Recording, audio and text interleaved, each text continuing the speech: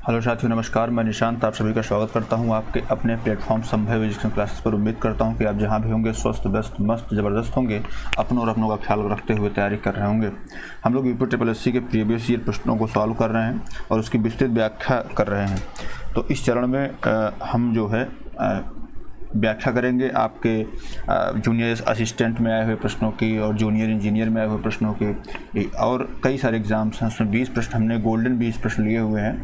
तो अभी हम लोग 15वें एपिसोड पे पहुंच चुके हैं और लेते हैं अपना पहला प्रश्न, है ना। तो पहला प्रश्न आपका है कि निम्नलिखित में से कौन सी वह मिसाइल है जिसे भारत में विकसित किया गया है। Option A Akash, option B Prithvi, option C Trishul, option D अग्नि। बताइए सर। एक एक के विषय में सबसे पहले हम डिस्कस कर लेते हैं। जैसे आकाश के विषय में थोड़ा सा अंगुली ख़राब है, इसलिए लिखने में दिक्कत हो जाएगी, है ना। थोड़ा सा देखिए, समझिएगा। ज़मीन से, ये जो है ज़मीन से ज़मीन, ये ज़मीन से हवा में मार करती है। आकाश जो आकाश से, ये समझ लीजिए हम नीचे से ऊपर देखते हैं तो ज़मीन से हवा में जो है मार करने वाला एक मध्यम दूरी का बहुत अच्छी प्रक्षेपास्त्र है ना। इसकी जो मारक क्षमता है, इसकी मारक क्षमता वो आपकी है 25 किलोमीटर। 25 किलोमीटर इसकी मारक क्षमता है ना। अब देखिए, अगर ऐसे प्रक्षेपास्त्र जो है ये रामजेट सिद्धांत पर ये प्रयोग किया गया है। बात क्लियर है। उसके बाद बात करें अगर हम त्रिशूल की, इसकी बात करें त्रिशूल की, तो ये भी क्या है, ये ज़मीन से, मतलब पृथ्वी से आकाश में मार करने वाला प्रक्षेपास्त्र है त्रिशूल भी। और अगर हम बात करें अग्नि की, तो अग्नि का आपको पता है कि अग्नि श्रेणी का लगभग 5 प्रक्षेपास्त्र जो है ये हो चुका है, ठीक है। और ये ज़मीन से ज़मीन मार करती, पूछा जाता है ज़मीन से ज़मीन, ये मारक इसकी है ना। और जैसे जो लास्ट का अग्नि 5 रहा है, ये अंतर्द्वीपीय, ये अग्नि 5, अगर हम बात करें अग्नि 5 की, अग्नि 1 2 3 4 अग्नि 5 की बात करें तो ये अंतर्महाद्वीपीय मिसाइल है। क्या है?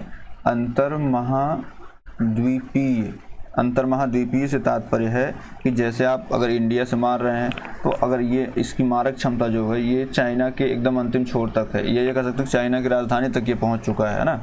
तो अंतर्महाद्वीपीय मिसाइल है। तो ऐसा करने वाले जो देश थे ये आपके USA थे। उसके बाद आपका जो भी हाल ही में देखिए रूस, चीन, फ्रांस और UK। आपको पता अभी कल ही जो है हम लोगों का चंद्रयान 3 ये सफल हुआ है, इसका सफल प्रक्षेपण हुआ है। और अब भारत भी क्या है, चंद्रमा पहुंचने वाला देश बन गया है और दक्षिणी ध्रुव पर पहुंचने वाला पहला देश बन गया है। अभी थोड़ी देर बाद इसके विषय में डिस्कस करेंगे, पूरी वीडियो एक अच्छे उसके साथ कंटेंट के साथ लेकर के आएंगे। तब तक थोड़ा सा वेट करिए, अभी इस पर चर्चा करेंगे हम। रसिया का लूना फेल हो गया, लेकिन हमारा चंद्रयान 3 क्या हुआ, सफल हो गया। देखिए, इससे ये सीख मिलती, 2008 में जो है जो पहला चंद्रयान भेजा गया था वो असफल रहा। अभी 2019-20 में जो भेजा गया वो भी असफल रहा। मतलब पहले का तो पता ही नहीं लगा, दूसरा जो है असफल हो गया लास्ट टाइम जा करके, लेकिन तीसरा हमारा क्या हो, सफल हुआ। मतलब हमें अनवरत प्रयास करना चाहिए, अनवरत हमें अपनी सफलता के लिए लगे रहना चाहिए, है ना। बात करते हैं पृथ्वी की। तो पृथ्वी जो है ये ज़मीन से ज़मीन मार करती। पहली बात तो ज़मीन से ज़मीन, पृथ्वी की बात है तो ज़मीन से ज़मीन, आग भी ज़मीन पे ही लगेगी, पृथ्वी से ही सटी रहेगी, ठीक है। ये एक बैलिस्टिक प्रक्षेपास्त्र है और यह पहली मिसाइल है, क्या, यह पहली मिसाइल है जो भारत में विकसित की गई, जो भारत में विकसित की गई, जो भारत में विकसित की गई, है ना। इसकी जो मारक क्षमता है वो बेसिकली न्यूनतम 40 किलोमीटर और मैक्सिमम अगर बात करें तो 250 किलोमीटर। बात क्लियर है। इसका जो प्रथम प्रक्षेपण हुआ था पृथ्वी का, फर्स्ट प्रक्षेपण, तो फर्स्ट प्रक्षेपण जो उसका हुआ है ये चांदीपुर से हुआ। कहाँ से? ये हुआ है आपका चांदीपुर से। चांदीपुर जो है आपका चांदीपुर प्रक्षेपण केंद्र था इसका, पृथ्वी का। तो बेसिकली इसका राइट आंसर जो हो जाएगा वो ऑप्शन नंबर बी हो जाएगा, पृथ्वी। बात क्लियर है। चलिए सर, देखिए इसमें देख लेते हैं प्रक्षेपास्त्र कौन से, आपको ट्रिक बता देते हैं। देखिए ऐसे भारतीय प्रक्षेपास्त्र पटना, अब DSP, तो पटना, प से पृथ्वी, ए से आकाश, टी से त्रिशूल, न से नाग और ए से अस्त्र। ये आपका पटना हो गया। पृथ्वी सबसे पहली मिसाइल है, आकाश, है ना, त्रिशूल, नाग और अस्त्र। तो बेसिकली नाग के विषय में भी अगर थोड़ा सा आप जानना चाहिए, नाग है तो नाग जो है इसको दागो और भूल जाओ। ये कहा जाता है, इसको दागो और भूल जाओ। इसी के बेस पर जो है आपका नाग के बेस पर ही, जैसे ये टैंक रोधी मिसाइल है नाग।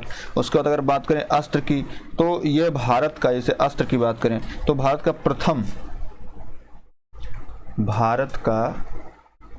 प्रथम हवा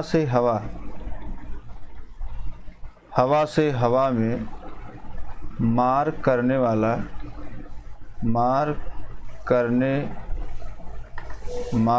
वाला प्रक्षेपास्त्र है। बात क्लियर है। और ये मध्यम दूरी का। हम बात करें अग्नि की, हमने बात कर ही ली है ना। ब्रह्मोस की भी बात करें तो ब्रह्मोस भी आपका जो है, जैसे ये ब्रह्मोस, तो ब्रह्मोस अगर हम बात करते हैं तो ब्रह्मोस जो है ये भारत की ब्रह्मपुत्र नदी और रूस की जो है ये रूस की जो है मस्को नदी है, मस्को। तो ये BR यहाँ से लिया गया है और MOS यहाँ से लिया गया। तो ये भारत और रसिया का संयुक्त प्रयास था यहाँ पे। ये भी दागो और भूल जाओ सिद्धांत पर काम करती, ब्रह्मोस भी, ठीक है। धनुष जो है ये आपका, ये भी जमीन से जमीन मार करने वाला है, ठीक है। तो इस प्रकार से आप ऐसे सकते हैं पटना मतलब पृथ्वी, आकाश, त्रिशूल, नाग और अस्त्र। उसके बाद अब अग्नि और ब्रह्मोस के बाद DSP मतलब धनुष, शौर्य और प्रहार। बात क्लियर है। तो आपको ये इतना याद रखना है और अब तक याद रखना है। ये बहुत ज़्यादा नहीं पूछा जाता आपसे, लेकिन इतना तो आपको याद ही रखना है, ठीक है। चलिए आगे अगला प्रश्न लेते हैं। अगला प्रश्न कौन सा भी है? SMTP का पूर्ण रूप क्या है? पहला ऑप्शन है solid mail transaction protocols, option B है simple mail transfer protocol, option C है simple mask translation protocol, option D है सिस्टम मेल ट्रांसमिशन प्रोटोकॉल। देखिए सर, अगर हम बात करें इसकी SMTP, तो इसका प्रयोग जो होता है, जैसे अगर हम आपसे पूछें कि इसका प्रयोग किसके लिए, यूपी टेबल में पूछा जा चुका है SMTP का प्रयोग किसके लिए किया जाता है, तो इसका प्रयोग जो है, आप एक चीज़ सुनेंगे, ईमेल। इसका प्रयोग ईमेल भेजने के लिए होता है। किसके लिए? ईमेल भेजने के लिए इसका प्रयोग किया जाता है, ठीक है। अब इसका अगर देखा जाए तो एक तो अगर इसके हम ऐसे लिखें तो सिंपल, ऐसे एक एक करके लिखें, सिंपल मेल। अब देख लीजिए कहाँ से मेल खा रहा है, सिंपल मेल, तो ये देखिए यहाँ से आ रहा है। तो आपका simple mail transfer protocol, simple mail transfer protocol, ये आपका right answer option number B हो जाएगा। ये इसका प्रयोग किसके लिए किया जाता है? ईमेल भेजने के लिए, ठीक है। चलिए आगे बढ़ते हैं, अगला प्रश्न लेते हैं। अगला प्रश्न क्या भैया? निम्न में से कौन सा बाइनरी संख्या प्रणाली का उदाहरण है? ऑप्शन ए है 3A16, ऑप्शन बी है 14870, ऑप्शन सी है 35026, ऑप्शन डी है 11101। बताइए बाइनरी संख्या। देखिए अगर हम बाइनरी संख्या पद्धति की बात करें तो बाइनरी संख्या पद्धति में संख्याओं को रिप्रेजेंट करने के लिए, अगर यहाँ पे इतनी संख्या आप देख पा रहे हैं ना, तो संख्याओं को रिप्रेजेंट करने के लिए केवल 2 अंक हैं, केवल 2 अंक। कौन कौन से? एक है 0, एक आपका 0 है, एक 1 है। तो इस हिसाब से देखा जाए तो ऑप्शन नंबर डी आपका क्या है? सही हो जाएगा। केवल 0 और 1 अंक जो है इसका प्रयोग कर सकते हैं, बाकी और किसी का प्रयोग नहीं करते, ठीक है। चलिए 4 नंबर चलते हैं। क्या 4 नंबर? किसे आधुनिक कंप्यूटर का जनक माना जाता है? Option A Bill Gates, option B Sundar Pichai, option C है चार्ल्स बेबेज, ऑप्शन डी है आपका स्टीव जॉब्स। बताइए सर इसमें क्या राइट आंसर आपका होगा, ठीक है। इसमें आपसे राइट आंसर पूछा है, क्या होगा? देखिए हम एक एक के विषय में जान लेते हैं। बिल गेट्स कौन है? तो भैया बिल गेट्स जो है ये माइक्रोसॉफ्ट, आप नाम सुने होंगे, माइक्रोसॉफ्ट के सह संस्थापक हैं, सह संस्थापक और अध्यक्ष हैं, ठीक है। सुंदर पिचाई की बात करें तो ये जो है गूगल के CEO हैं। क्या है? गूगल के CEO हैं, ठीक है। हम स्टीव जॉब्स की बात कर लें तो स्टीव जॉब्स जो आपके हैं ये आपके एप्पल इंक के सह संस्थापक और CEO हैं, ठीक है। उसके बाद बात करें चार्ल्स बेबेज की, तो चार्ल्स बेबेज को ही जो है आपका आधुनिक कंप्यूटर का जनक माना जाता है। क्यों? क्योंकि इन्होंने जो है एनालिटिकल इंजन एक बनाया था। क्या? एनालिटिकल इंजन जो है विकसित किया, जिसका प्रयोग जो है डिजिटल कंप्यूटर के लिए किया गया, इसलिए इन्हें डिजिटल कंप्यूटर का अग्रदूत या जनक भी कहा जाता है, ठीक है। ऑप्शन सी इसका राइट आंसर है। चलिए सर आगे बढ़ते हैं। 5वां नंबर, क्या है 5वें नंबर में, निम्न में से कौन सा ब्लॉक डिवाइस नहीं है ना, CD रोम, रैम, फ्लॉपी डिस्क या हार्ड डिस्क, बताइए सर कौन नहीं है इसमें। हम ब्लॉक डिवाइस की बात करें, ब्लॉक डिवाइस क्या होती है, जो पहले जान लीजिए ब्लॉक डिवाइस होती क्या है। तो ब्लॉक डिवाइस जो है ये एक स्टोरेज डिवाइस है। क्या है, स्टोरेज डिवाइस है, ये एक स्टोरेज डिवाइस है ना, जो डाटा को बाइट्स से बिट में कन्वर्ट करती है। ठीक है, आप इसको ऐसे समझ लीजिए कि ये जो है रैंडम एक्सेस का समर्थन करता है। ये डिवाइस जो है ये रैंडम एक्सेस का समर्थन करता है। इसको भौतिक रूप से कंप्यूटर, जैसे ये कंप्यूटर आपका हो गया है ना, तो इसको भौतिक रूप से जोड़ा जाता है। ये इसमें ऐड नहीं होता, भौतिक रूप से जोड़ा जाता है। ठीक है, भौतिक रूप से जोड़ा जाता है। अब देख लीजिए क्या जोड़ा जाता है, CD रोम जोड़ा जाता है, हाँ। फ्लॉपी डिस्क जोड़ी जाती है, हाँ। हार्ड डिस्क जोड़ी जाती है, हाँ। लेकिन रैम क्या होता है, रैम उसी में अवस्थित होता है ना। रैम क्या है, इसका जैसे नाम करें तो random access memory, random access memory, बात क्लियर है। रैंडम एक्सेस मेमोरी, इसको मेन मेमोरी, मतलब ये कंप्यूटर की मेन मेमोरी होती है ये, है ना। यह एक टेम्परेरी स्टोरेज होता है, यानी डिवाइस के जैसे ऑफ हुई, अगर जैसे मान लीजिए ये होता है तो डिवाइस अगर ऑफ हुई तो जो इसके स्टोर डाटा होते हैं अपने आप रिमूव हो जाते हैं और इसके बाद डाटा को वापस नहीं लाया जा सकता है। बात क्लियर है। इसलिए इसको इस रैम को जो है वोलेटाइल मेमोरी भी कहते हैं। इसे पूछा जाता है आपसे, वोलेटाइल मेमोरी कौन सी होती है, तो आपकी रैम ही होती है, रैंडम एक्सेस मेमोरी। बात क्लियर है। तो अगर आपसे कहीं पूछे जैसे USB आप कर सकते हैं, इसमें CD रोम हो गया, जो है फ्लॉपी डिस्क हो गया, हार्ड डिस्क। आपसे पूछा गया USB यूनिवर्सल सीरियल बस जो होता है, USB यूनिवर्सल सीरियल बस, ये भी आपका जो है रैम, ये आपका जो है ब्लॉक डिवाइस है। बात क्लियर। इसमें राइट आंसर आपका रैम हो जाएगा, ये ब्लॉक डिवाइस नहीं है। ठीक है, ब्लॉक डिवाइस मतलब भौतिक रूप से जोड़ा जाए, तो जो भी चीज़ें भौतिक रूप से जोड़ी जाती है कंप्यूटर में वो सारी ब्लॉक डिवाइस होती हैं। ठीक है, चलिए सर आगे बढ़ते हैं। लौह अयस्क की महत्वपूर्ण खदान कुद्रेमुख कहाँ स्थित है, आंध्र प्रदेश, मध्य प्रदेश, केरल या कर्नाटक, बताइए सर कहाँ स्थित है। देखिए अगर हम बात करें लौह अयस्क की महत्वपूर्ण खदान जो कुद्रेमुख है, ये कर्नाटक में अवस्थित है। इसका ऑप्शन नंबर D सही हो जाएगा। ठीक है, इसका निर्माण जो हुआ था कुद्रेमुख का, ये जो है आपका 2 अप्रैल 1976 में हुआ था। कर्नाटक इस्पात के अधीन हुआ था। ठीक है, और यह भारत में जो है निम्न श्रेणी के लौह इस्पात, कौन से, निम्न श्रेणी के लौह इस्पात का या लौह अयस्क के खनन के लिए स्थापित है। ठीक है, स्थापित है। बात क्लियर है। तो इसका राइट आंसर आपका D हो जाएगा। चलिए सर आगे बढ़ते हैं। 7 नंबर क्या भैया, निम्न श्रेणी का भूरा कोयला कहलाता है, मैग्नेटाइट, लिग्नेटाइट, बॉक्साइट, लिमोनाइट। देखिए बॉक्साइट तो एल्युमिनियम का अयस्क है, एल्युमिनियम का मुख्य अयस्क है, एल्युमिनियम का मुख्य अयस्क है ना, बॉक्साइट जो होता है। अब हम सबसे पहले कोयले के विषय में पढ़ लेते हैं, कौन कौन सी क्वालिटीज होती है। ये पूरा बना हुआ है। ठीक है, आप देख पा रहे हैं यहाँ पे storage of coal formation, comparative and ये होता है। फर्स्ट स्टेज जो होता है आपका बिटुमिनस कोयला। ठीक है, जैसे यहाँ पे आ गए ना, फर्स्ट स्टेज, सेकंड स्टेज, तो पहला पीट कोयला होता है, उसके बाद लिग्नाइट कोयला होता है, उसके बाद बिटुमिनस कोयला होता है, उसके बाद एंथ्रासाइट होता है। तो कार्बन की मात्रा के आधार पर कोयला 4 प्रकार का होता है। पहला क्या होता है, पीट कोयला। इसमें कार्बन की मात्रा 50 से 60% तक होती है। इसे जलाने पर अधिक राख और धुआं निकलता है। सबसे निम्न कोट का कोयला, अगर आपसे कभी जिंदगी में प्रश्न बनेगा सबसे निम्न कोट का कोयला कौन सा होता है, तो निम्न कोट का अगर पूछे, क्या निम्न कोटि का कोयला, तो वो होता है आपका पीट कोयला, है ना। पीट कोयला सबसे निम्न कोटि होता है। उसके बाद बात करते हैं किसके, लिग्नाइट के। दूसरा, इसमें कार्बन की मात्रा 65 से 70% तक की होती है। इसका रंग भूरा होता है, इसमें जलवाष्प की मात्रा अधिक होती है। मतलब भूरा कोयला पूछेगा आपसे तो वो होता है लिग्नाइट। क्या भूरा कोयला कौन होता है, अगर यहाँ पे आपसे पूछे भूरा कोयला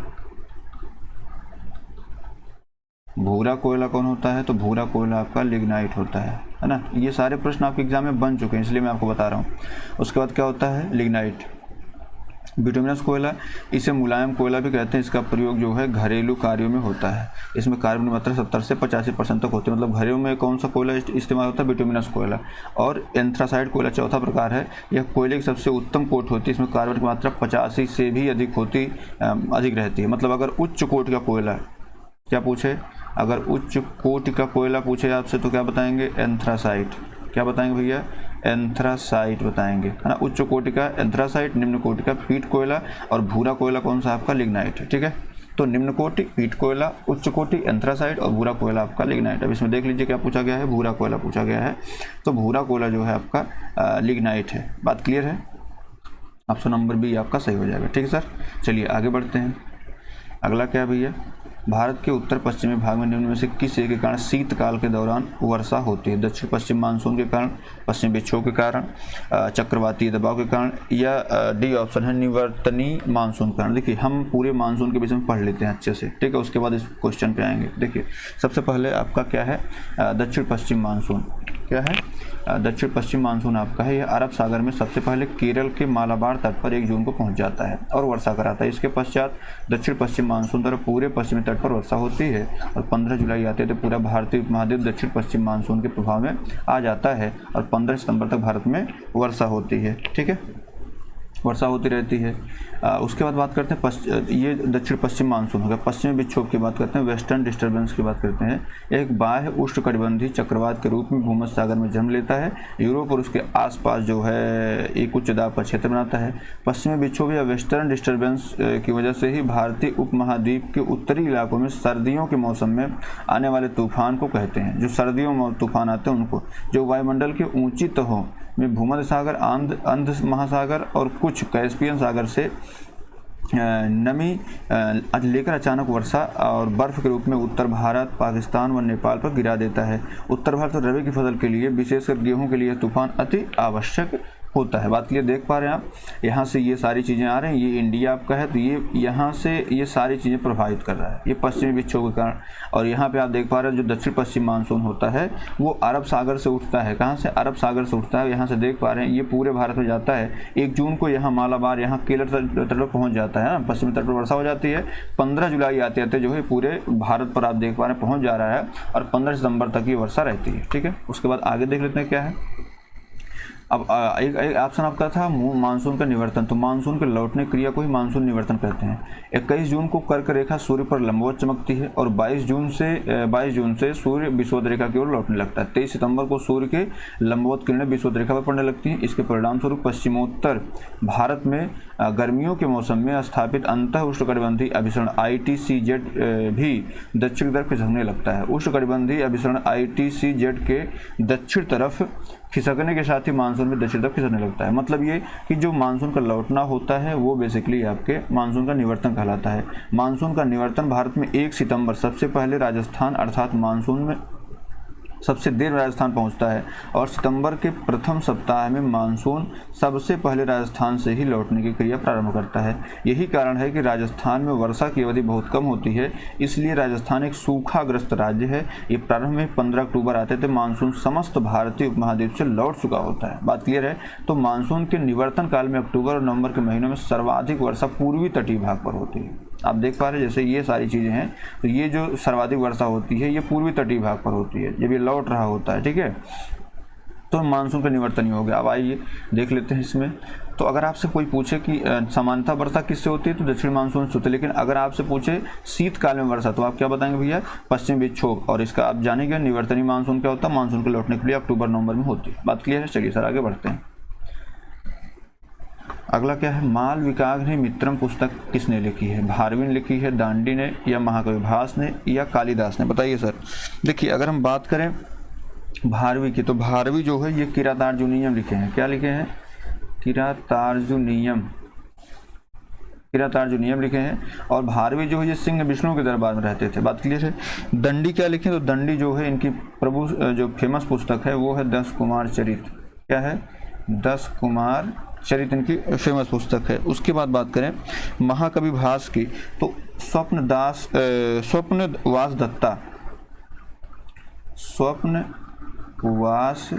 दत्ता जो है ये इनकी पुस्तक है।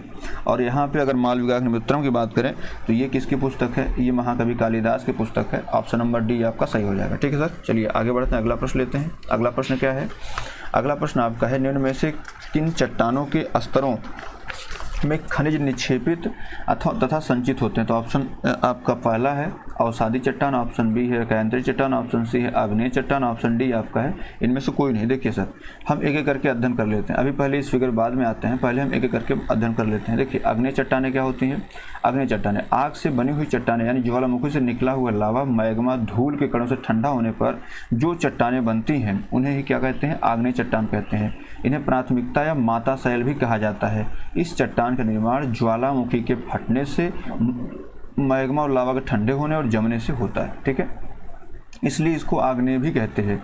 आग्नेय चट्टानों का तात्पर्य है यहाँ ज्वालामुखी स्टेटमेंट से है।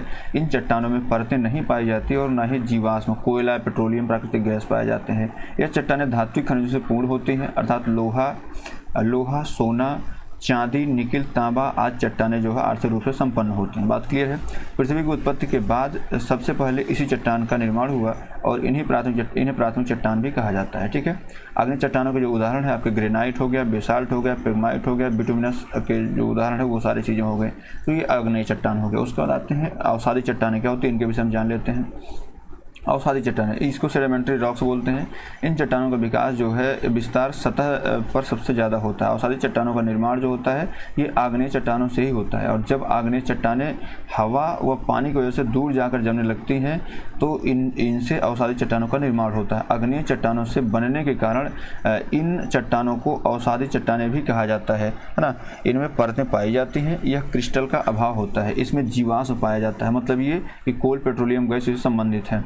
ठीक है, अवसादी चट्टानों के उदाहरण आपके बलुआ पत्थर, डोलोमाइट, लिग्नाइट, चूना पत्थर, कोयला, है ना, ये सारे किसके हैं, अवसादी चट्टानों के उदाहरण हैं। उसके बाद बात करते हैं कैंत्री चट्टान की। तो कैंत्री चट्टान में मतलब मेटामॉर्फिक रॉक जो होते हैं, इसका निर्माण आग्नेय और अवसादी चट्टानों में ताप और दाब के प्रभाव कारण होने वाले परिवर्तनों से होता है। आग, दाब एवं रासायनिक क्रिया के कारण अवसादी चट्टानों का रूप बदल जाता है, जिससे रूपांतरित या कैंत्री चट्टान का निर्माण होता है। इसके प्रभाव में आग्नेय चट्टानें व अवसादी चट्टानों के भौतिक और रासायनिक गुण दोनों परिवर्तित हो जाते हैं। ठीक है, अर्थात जब पर्यावरण में परिवर्तन होता है तो चट्टानों में टूट-फूट, रासायनिक क्रिया होती है, जिस कारण से उनका आकार व रूप बदल जाता है। इसे कैंत्री चट्टान का निर्माण होता है। ठीक है, कैंत्री चट्टान का जैसे आग्नेय चट्टान कौन कौन सी है, ग्रेनाइट और बेसाल्ट आपकी आग्नेय चट्टानें हैं, और अवसादी चट्टानों की बात में बलुआ पत्थर और चूना पत्थर आपका अवसादी चट्टान है। इनसे कैसे ग्रेनाइट जो बदलता है वो ग्रेनाइट से निस में बदल जाता है, और बलुआ पत्थर की बात करें तो कार्डेजाइट में हो जाता है, चूना पत्थर की बात करें तो संगमरमर, और बेसाल्ट की बात करें तो ये सिस्ट में बदल जाता है। बात क्लियर है। तो ये आपने समझ लिया कि क्या चट्टानें कैसी होती हैं, तो और ये सारी चीज़ें। ठीक है, अब हम बात करें, यहाँ पे देख पा रहे हैं, यहाँ पे है आपकी आग्नेय चट्टान, है ना, आग्नेय चट्टान आपकी है। तो आग्नेय चट्टान से जो है उत्थान, उपक्षय व अपर्दन के कारण जो है ये ताप दबाव कारण जो है ये अवसादी चट्टानें बनी। ठीक है, इन दोनों से की वजह से जो है ये आपका रूपांतरित या कैंत्री चट्टान बनती है। ठीक है, तो चट्टान चक्र ही होता है। ठीक है, चलिए सर आगे अब इसमें देख लेते हैं कौन सा राइट आंसर है। आपको पता है अभी हमने पढ़ा कि आग्नेय चट्टान में लोहा, ये सोना चांदी पाया जाता है, लेकिन कोयला जो खनिज निक्षेपित है ये आपके अवसादी चट्टानों में पाया जाता है। ऑप्शन नंबर ए आपका सही है। बात क्लियर है, अवसादी चट्टानों में ये पाया जाता है। ठीक है, ऐसे अगर बात करते हैं, अभी पूछा जाए हीरा, सोना, चांदी कहाँ, तो आग्नेय चट्टान में। संगमरमर, नीस, ये सब कहाँ पाए जाते हैं, तो ये कैंत्री चट्टान है। बात क्लियर है। चलिए सर आगे बढ़ते हैं, 11वां नंबर लेते हैं। 11 नंबर क्या भैया, 11 नंबर है देशांतरण की आबादी की संख्या विस्तार और संयोजन को बदल देता है। क्या, प्रस्थान के क्षेत्र, प्रस्थान व आगमन दोनों क्षेत्र, आगमन के क्षेत्र, या इनमें से कोई नहीं। देखिए अगर कोई व्यक्ति जैसे देशांतरण कर रहा है, जा रहा है, माइग्रेशन कर रहा है, तो उसका प्रस्थान और आगमन दोनों बदल जाएगा। जैसे जहाँ से प्रस्थान करेगा वही बदलेगा, और अगर जो है जाहिर सी बात अगर कोई व्यक्ति भारत से पाकिस्तान जा रहा है तो भारत से पाकिस्तान गया वो, तो प्रस्थान यहाँ से किया, है ना, तो उसकी आबादी की संख्या पर जो इफेक्ट पड़ा, विस्तार उसका इफेक्ट पड़ा, उस संयोजन को भी उसने बदल दिया। तो प्रस्थान था आगमन दोनों क्षेत्रों को क्या करता, बदलता। ऑप्शन नंबर बी क्या है इसमें राइट आंसर। चलिए सर आगे बढ़ते हैं 12 नंबर पर। 12 नंबर में लंदन से द इंडियन सोशियोलॉजिस्टिक प्रकाशन किसने किया था। इंडियन सोशियोलॉजिस्टिक का प्रकाशन किसने किया, दादा भाई नौरोजी ने, श्यामजी कृष्ण वर्मा ने, गोपाल कृष्ण गोखले ने, या लाला लाजपत राय ने। देखिए सर अगर हम बात करें गोपाल कृष्ण गोखले, जैसे यहाँ से हम बात करना शुरू करें लाला लाजपत राय से, तो लाला लाजपत राय को जो पंजाब केसरी कहा जाता है। क्या, पंजाब केसरी इनको कहा जाता है, ठीक है। और इन्होंने ही जो है पंजाब नेशनल बैंक की स्थापना करी थी, संस्थापक थे पंजाब नेशनल बैंक। जो भी फैक्ट मैं बता दे रहा हूँ एक बार, पंजाब नेशनल बैंक की इन्होंने जो है स्थापना की थी, ठीक है। और ये जो है आगे चल करके इन्होंने जो है पुस्तक भी लिखी थी, जैसे 1916 में इन्होंने 1916 में यंग इंडिया और उसके बाद 1928 में अनहैप्पी इंडिया, 1928 में अनहैप्पी इंडिया लिखी। बात क्लियर है? 1928 में अनहैप्पी इंडिया लिखी। अब लाला लाजपत राय जो है, दरअसल ये हुआ क्या कि जब साइमन कमीशन गठित हुआ, कौन? साइमन कमीशन मतलब ये कह सकते हैं इसको व्हाइट कमीशन भी कहा जाता है। साइमन कमीशन जब 1927 में इसका गठन हुआ और 4 फरवरी को 1928 को ये भारत आया, तो इनका विरोध होने लगा, इसका साइमन कमीशन का। और साइमन कमीशन का विरोध 30 अक्टूबर 1928 को लाहौर में लाला लाजपत राय भी कर रहे थे, ठीक है। और इन्होंने नारा दिया था, अंग्रेजों वापस जाओ। क्या नारा दिया? अंग्रेजों वापस जाओ को इन्होंने नारा दिया, ठीक है। बाद में इनकी जो है मृत्यु हो गई, 17 नवंबर को इनका देहांत होगा।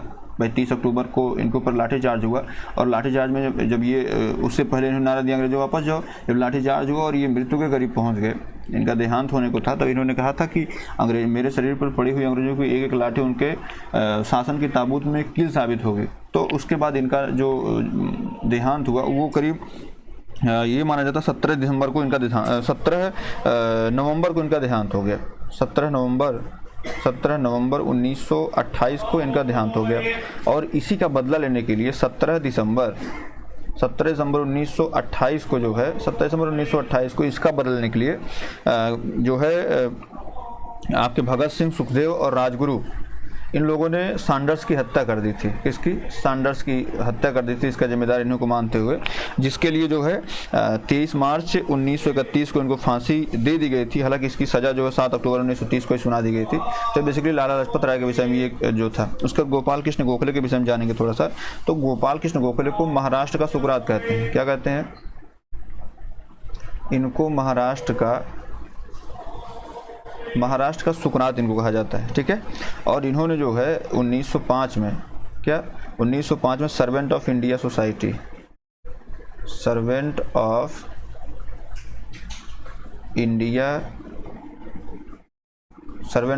सोसाइटी की इन्होंने स्थापना की थी। यह नरम दल के नेता थे। क्या थे? नरम दल के नेता थे। इन्होंने हालांकि जो है बाद में नरम दल के नेता थे। और इन्होंने लाजपत राय जब 1908 में जेल में बंद थे तो इन्होंने इसके लिए आंदोलन भी किया था। बात क्लियर है? और ये गांधी जी के गुरु भी थे। गोपाल कृष्ण गोखले गांधी जी के गुरु भी थे, ठीक है। श्याम जी कृष्ण वर्मा अगर बात करते हैं, है ना, दादा भाई नौरोजी के विषय में आपको पता ही है। इन्होंने जो है इंडिया के लिए लिखा था।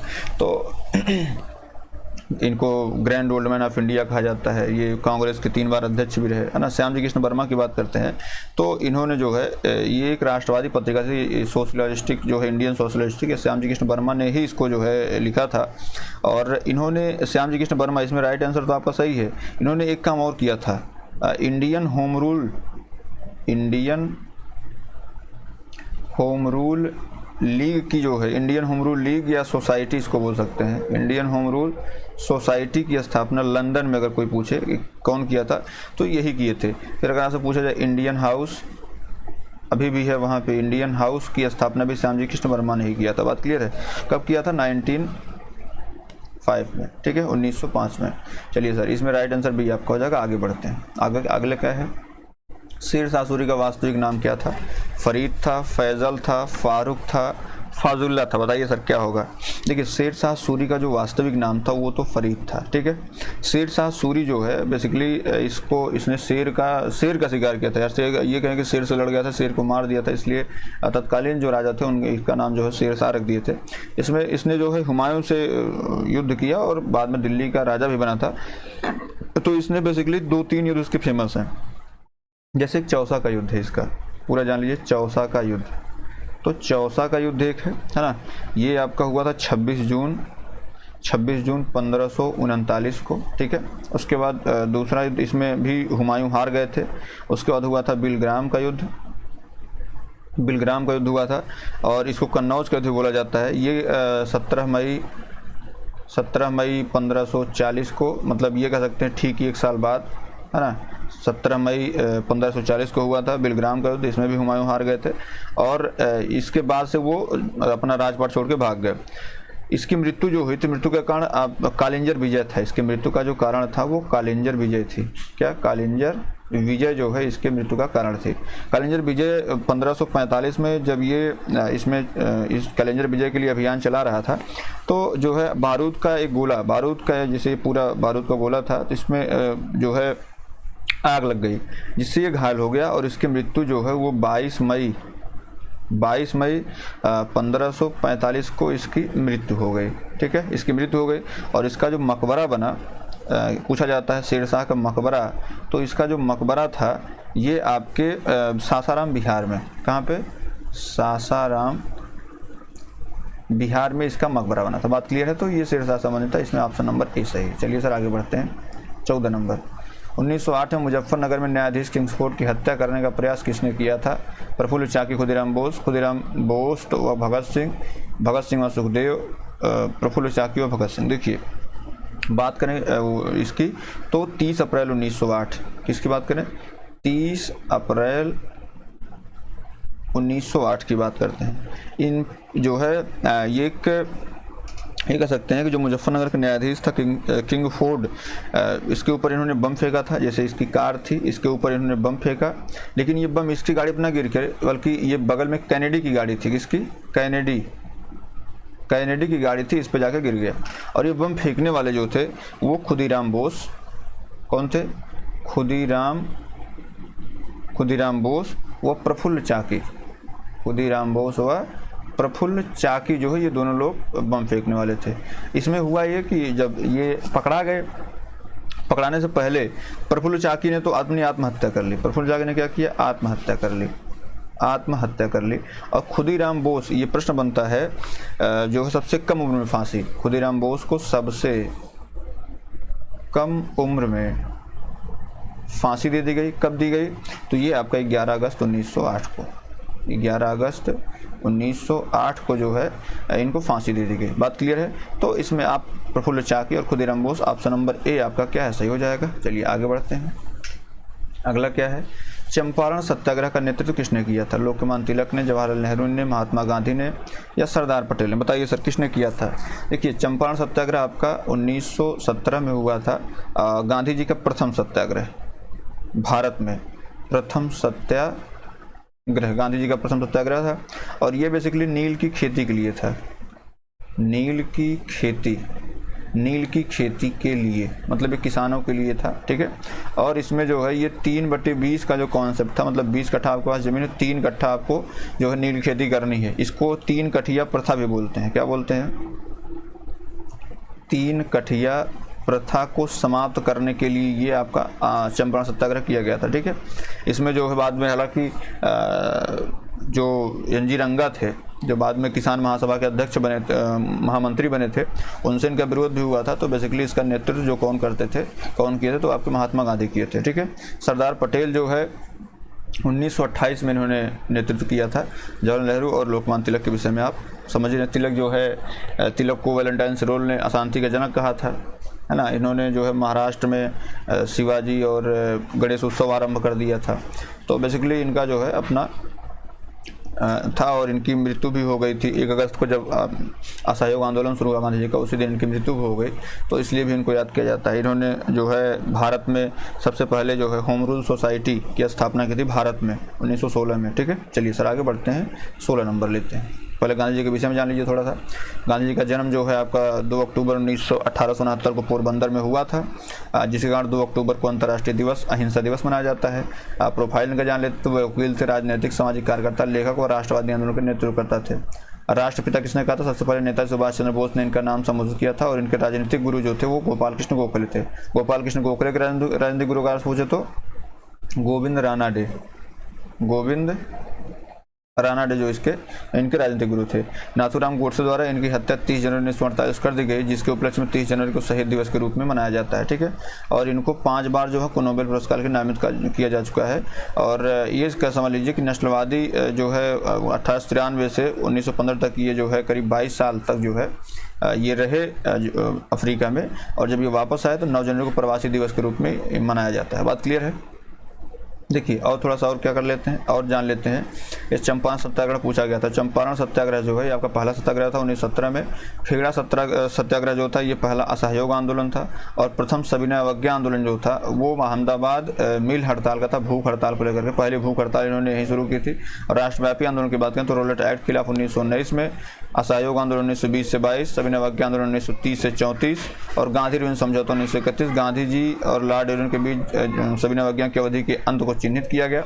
और उसके बाद 1932 में जब सांप्रदायिक पंचायत आ गया तो पूना पैक्ट के द्वारा इन्होंने अम्बेडकर जी के बीच वंचित वर्गों के लिए अलग से निर्वाचन मंडल के विचार को छोड़ दिया। ये भी यहाँ पे था। सबसे अंत में जो 1942 में 8 अगस्त और 9 अगस्त को जो आंदोलन शुरू हुआ था, भारत छोड़ो आंदोलन, उसमें इन्होंने भाग लिया था। इनकी पुस्तकें आपकी Hind Swaraj, my experiment truth जो इनकी आत्मकथा है, और साप्ताहिक पत्रिकाएं हरिजन, नवजीवन, यंग इंडिया, इंडियन ओपिनियन, ये इनकी जो है पत्रिकाएं थी। बात क्लियर है? चलिए आगे बढ़ते हैं, अगला प्रश्न लेते हैं। अगला क्या भैया, आर्थिक सर्वेक्षण किसके द्वारा प्रकाशित होता है? ऑप्शन ए है आपका नीति आयोग, ऑप्शन बी है गृह मंत्रालय, ऑप्शन सी आपका भारत सांस्कृतिक संस्थान, ऑप्शन डी है आपका वित्त मंत्रालय। देखिए हम बात करते हैं किसकी, आर्थिक सर्वेक्षण। किसकी बात कर रहे हैं? आर्थिक सर्वेक्षण की बात कर रहे हैं। तो आप एक बात जान लीजिए, जो आर्थिक सर्वेक्षण होता है वह बजट, जो आम बजट होता है, बजट पेश करने के एक दिन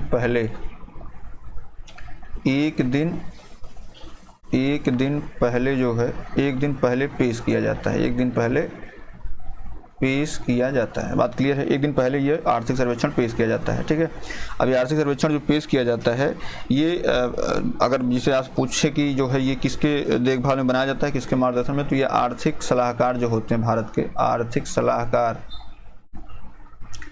सलाहकार के मार्गदर्शन में ये बनाया जाता है। ठीक है, आर्थिक सलाह के मार्गदर्शन में ये बनाया जाता है और इसको पेश करता है वित्त मंत्रालय। क्या? वित्त मंत्रालय जो है इसको पेश करता है। ठीक है, इसको प्रकाशित करता है वित्त मंत्रालय।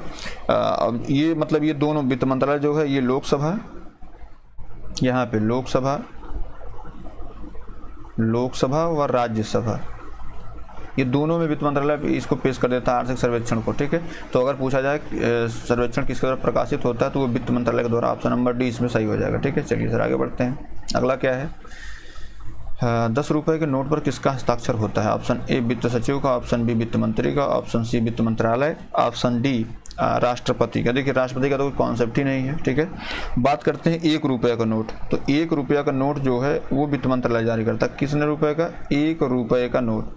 1 रुपये के नोट से जो भी अन्य करेंसी हैं, जो भी किसी मूल्य वर्ग की हैं, ठीक है, तो इस पे जो होता है, जैसे वित्त मंत्रालय जारी करता है, वित्त सचिव उस पर हस्ताक्षर करता है।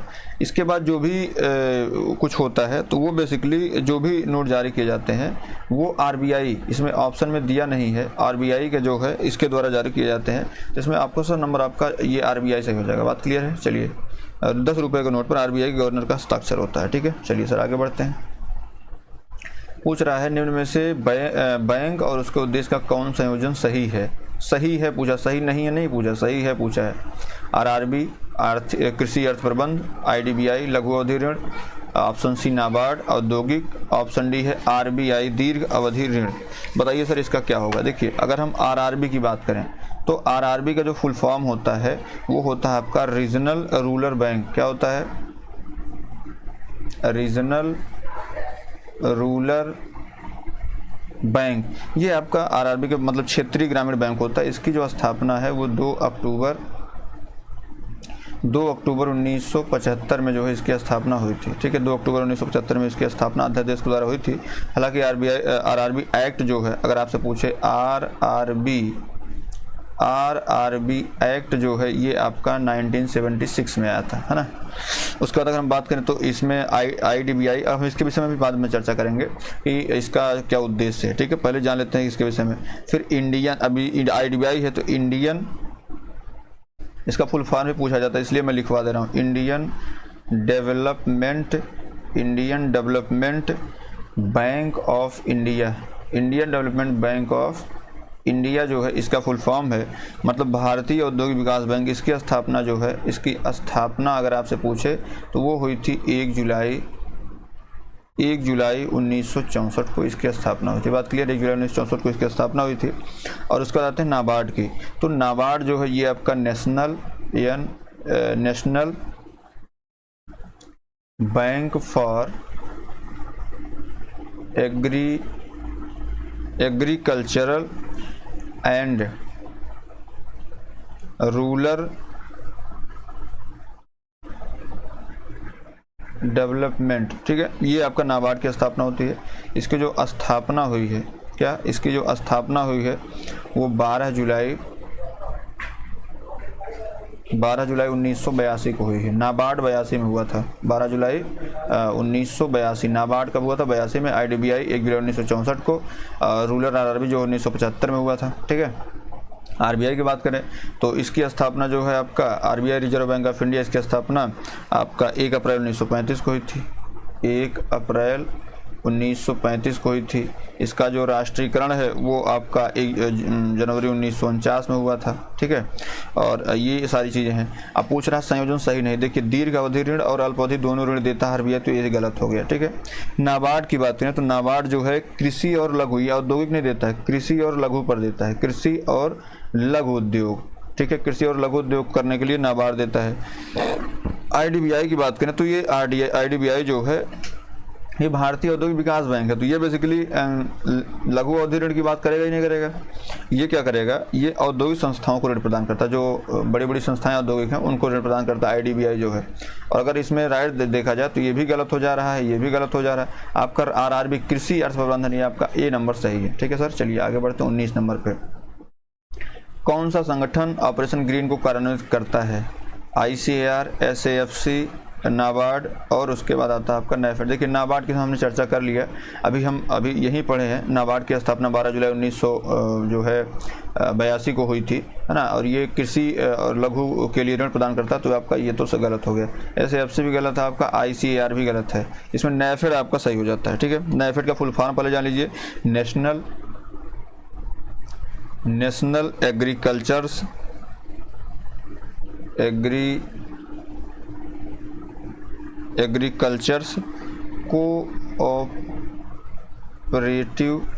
कोऑपरेटिव मार्केटिंग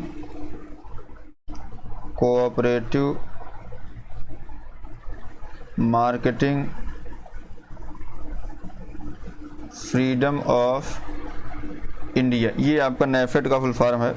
और इसकी जो स्थापना हुई थी वो 1958 में हुई थी। इसका मुख्यालय अगर पूछे, इसका मुख्यालय आपका दिल्ली में है, ठीक है। इसका मुख्यालय कहाँ पे है? दिल्ली में है। और इसने ही ऑपरेशन ग्रीन की घोषणा की। इसने ही क्या किया? ऑपरेशन ग्रीन की घोषणा की। और इसके द्वारा 2022 तक किसानों की आय दुगनी, किसानों की आय दुगनी करने का लक्ष्य रखा गया था। बात क्लियर है? तो इसमें ऑप्शन नंबर डी आपका सही हो जाएगा। चलिए सर आगे बढ़ते हैं। 19-20 नंबर क्या पूछ रहा है? पूछा ये निम्न में से कौन सा भारतीय अर्थव्यवस्था में सर्वाधिक श्रम अवशोषक क्षेत्र है? ठीक है। ऑप्शन ए प्राथमिक क्षेत्र, ऑप्शन बी द्वितीय क्षेत्र, ऑप्शन सी आपका तृतीय क्षेत्र, ऑप्शन डी आपका निजी क्षेत्र। बताइए इसमें क्या राइट आंसर होगा। देखिए अगर हम प्राथमिक की बात करें तो प्राथमिक